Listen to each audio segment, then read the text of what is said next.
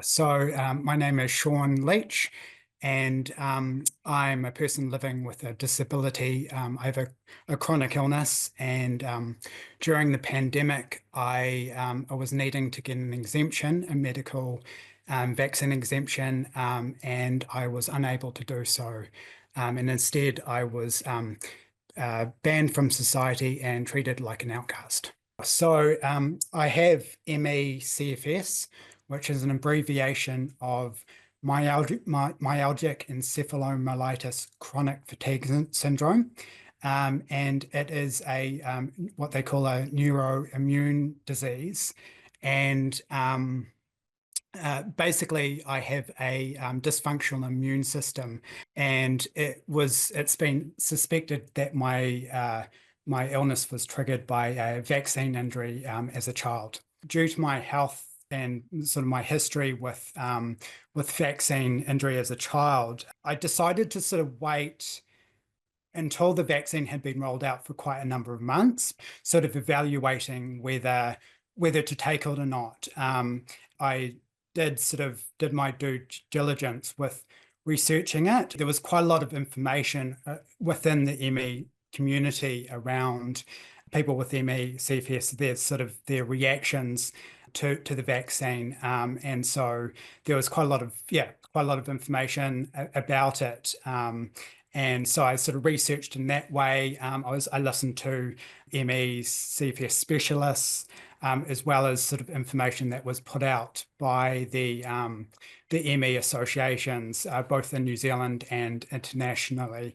And I also researched the vaccine itself. I sort of went through the Pfizer clinical trials. So I did kind of a very extensive research on my own accord. And then I also spoke to my doctor, and basically it became kind of clear that a kind of large minority of people with ME/CFS were having adverse effects from it. They were often getting long-term relapses from the vaccine, and sort of around about sort of 20 to 25% of people with ME/CFS were having bad, these long-term effects from it. And so together with that information, with the information from the specialists and talking to my doctor, and also with my past history of vaccine injury as a child, I decided not to get vaccinated, and I do feel like it was a good decision not to do so. Initially, I thought for sure that I was going to be able to obtain a vaccine exemption, just given my history and the situation with ME. It just seemed kind of like a no-brainer that I was going to be able to get one. I spoke to my doctor about it, and she basically said straight up that I was not going to be able to, that I didn't fulfill the criteria, that there was very strict criteria for the exemptions, and that almost no one was able to get one. Basically, the process was stopped quite short. It was stopped short, sort of even from the get-go. I didn't really have any long-term physical sort of effects for not getting vaccinated. I've had COVID twice. The first time I had it, I did get quite sick, but I recovered within a couple of weeks. And then the second time I had COVID, it was kind of very mild, and I think I recovered within a few days. That hadn't been the experience. There had been people within the ME/CFS community that did get quite sick from COVID and didn't, took a very long time to recover. So there were sort of mixed experiences within the ME community. Initially, I was kind of on board with what the government were doing when they introduced the first lockdowns, and I was complying with everything.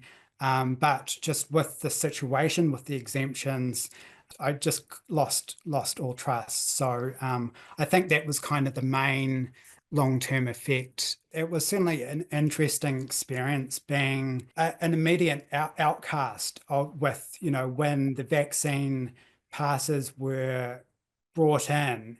And sort of not being able to be part of society. I think it's kind of an important part of being disabled is, and having a chronic illness is being able to be part of society when we're able to.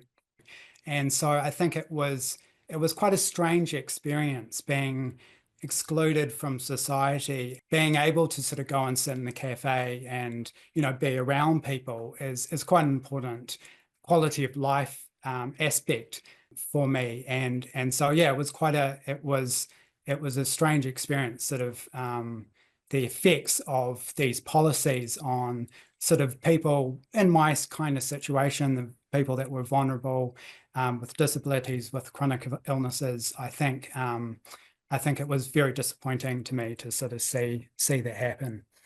One of the things we should learn from the pandemic is sort of the importance of sort of personal medical rights and freedoms, because otherwise we can kind of see, I think my cases and the people with ME/CFS, their cases are sort of a good example of what can go wrong when these things are ignored.